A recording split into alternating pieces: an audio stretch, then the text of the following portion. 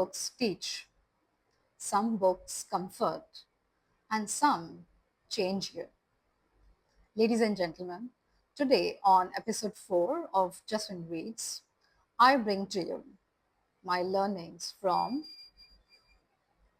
When Breath Becomes Air, a memoir written by Dr. Paul Kalanithi, a neurosurgeon who got diagnosed with terminal cancer at the age of 36. This book isn't about dying, it's about living life meaningfully, urgently, and fully. In a world of asynchronous communication, where we are often so buried in our screens, our gaze rooted to the rectangular objects buzzing in our hands, our attention consumed by ephemera, stop and experience this dialogue. Paul's life turns from being a surgeon to being a patient, and it changes everything for him. Let me tell you what he said. He writes, I was no longer the doctor fixing bodies. I was the body being fixed myself. What went through his mind being a neurosurgeon and now being diagnosed with terminal cancer? This book talks about his feelings and his way of looking at life changed right from the day he was diagnosed. Let me share with you 3 learnings which I take from this book. Paul speaks of holding a patient's brain in his hand one day and the other day waiting for his own biopsy results. This made me question myself that how we actually define ourselves and how do we actually define our lives? Careers, roles, achievements, everything changes the day we know that we have a very definite period to live, and after few years or maybe months or maybe days in terms of terminal cancer, I'm not going to be here in this world. Everything changes. Our entire perspective of looking at life is different now, and that's what happened with Paul. Learning number 1: identity is fluid and grief is layered. As death approached, Paul didn't spend his time finding meaning of his life.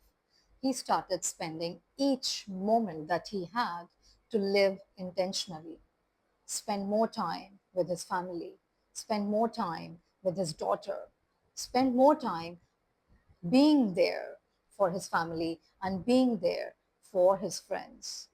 That's what it was for him.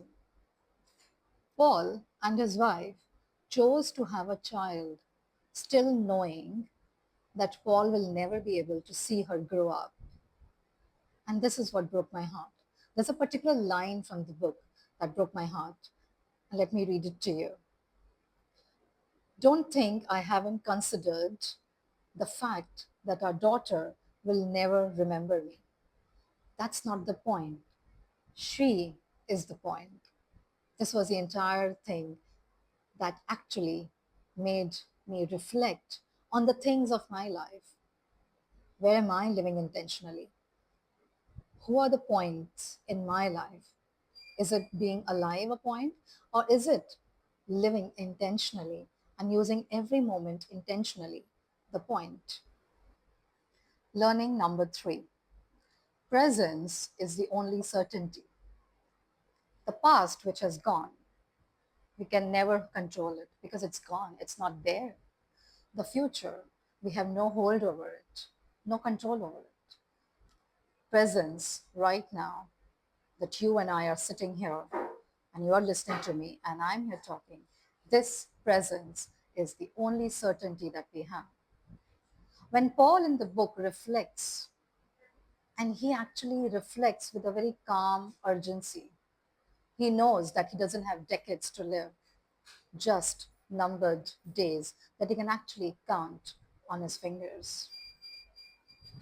Instead of chasing for a very different life out there, Paul chose to enjoy that every breakfast with his wife, to enjoy that every time, every second that he spent playing with his daughter. This book doesn't ask us to fear death.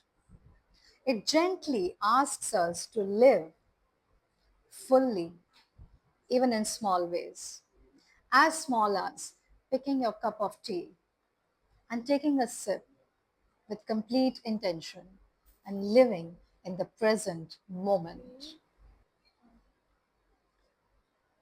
Time is now double edged for me.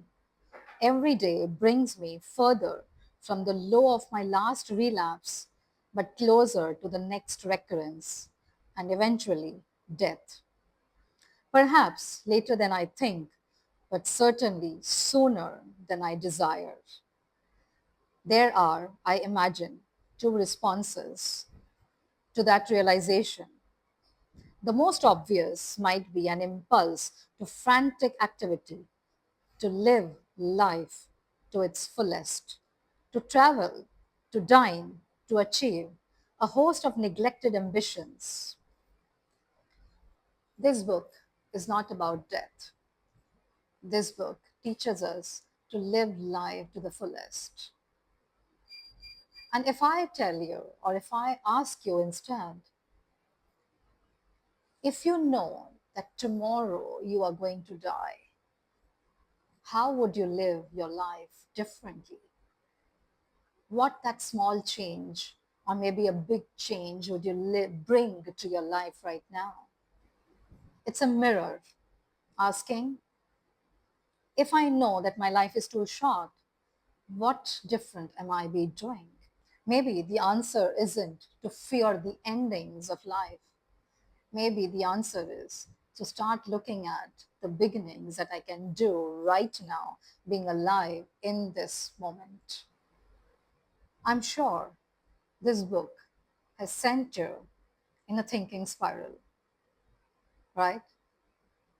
Does it relate with you? Do you agree with it? Do let me know in your comments what your thoughts are. Hit the bell icon, like, subscribe. Until next time, live life to the fullest. Live each moment intentionally and have a great evening.